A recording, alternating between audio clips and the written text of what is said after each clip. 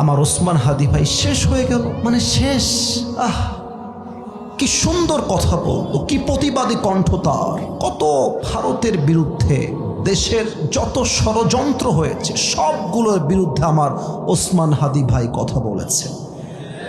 আজকে ওসমান হাদির জন্য আমি আসিফ হুজুর কিংবা আমার সামনে হাজার জনতা নয়, কোটি কোটি মানুষ আজকে ওসমান হাদির জন্য চোখের পানি ফেলছে। সিরাজগঞ্জের ভাইরা, মনটা আজকে বড্ড ভারাক্রান্ত।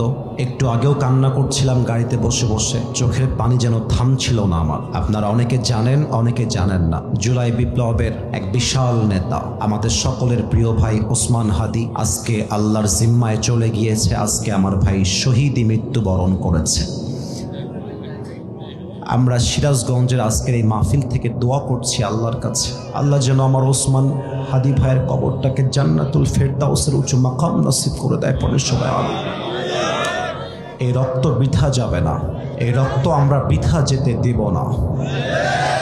বাংলার ধামাল যুবকরা বেঁচে থাকতে যতদিন পর্যন্ত ওসমান হাদির খুনিদের বিচার হবে না, যুবকরা শান্তির ঘুম বাংলার মাটিতে ঘুমাতে পারবে না।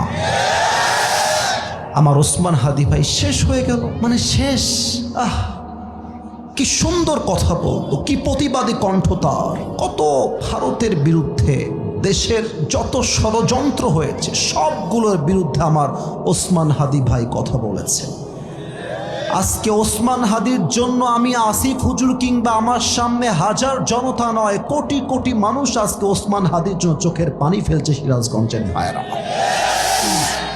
আমি আবারও দোয়া করছি আল্লাহর কাছে, আল্লাহ আমার ওসমান হাদি ভাইয়ের যদি কোনো গুনাহ পৃথিবীতে বেঁচে থাকতে হয়েও থাকে, তুমি তার শহীদি রক্তের বিনিময়ে তার কবরটাকে জান্নাতুল ফেরদাউসের উঁচু মাকাম হিসেবে কবুল করে নাও। পড়ো সবাই আমিন। জোরে সোরে বলেন সবাই আমিন। ইনশাআল্লাহ দেশ একবার আমরা স্বাধীন করেছি। 2024 সালে দেশটাকে আমরা নতুনভাবে আবার স্বাধীন করেছি। তবে জুলাই বিপ্লবের প্রত্যেকটা নেতার কাছে, প্রত্যেকটা ছাত্র জনতার কাছে আমি আসিফ হুজুর একটা বার্তা পৌঁছে দিতে চাই। আমাদের আর একটা যুদ্ধ এখনো করা বাকি আছে। সেই যুদ্ধের নাম হলো আল্লাহর জমিন। যেহেতু আল্লাহর, ইনশাআল্লাহ আগামীর যুদ্ধ হবে আল্লাহর জমিনে। আল্লাহর কোরআনের সংবিধান দিয়ে দেশ চালাবার সংগ্রাম হবে আগামীতে।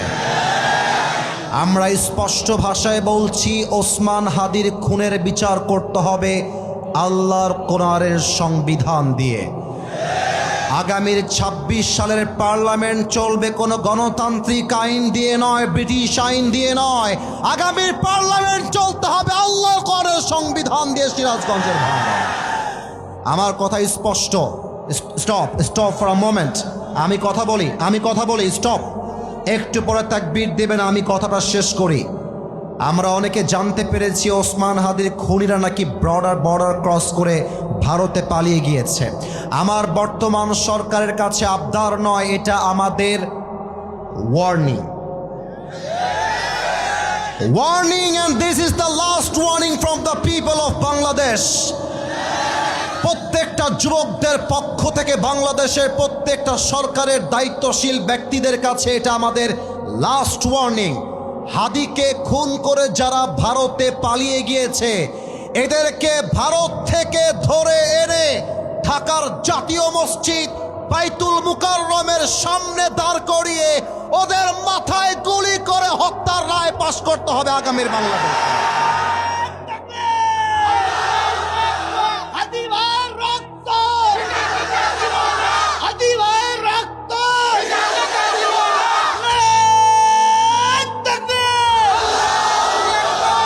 وكتبنا عليهم فيها أن النفس بالنفس والعين بالعين والأنف بالأنف والأذن بالأذن والسن بالسن والجروح قصاص।